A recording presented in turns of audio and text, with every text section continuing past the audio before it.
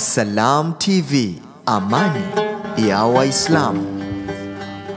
Qad adhallakum sha'run adhimun mubarakun, eleweni umekufunikeni mwezi mtukufu uliojaaliwa baraka nyingi, mwezi ambao subhanahu wa ta'ala amefaradhisha kwenu kuufunga, mwezi ambao kwa fadhila zake Allah subhanahu wa ta'ala atakaye swali swala ya sunna katika mwezi huo, au atakaye fanya jambo lolote la sunna katika mwezi huo, mbele za Allah anaandikiwa kama amefanya jambo la fardhi.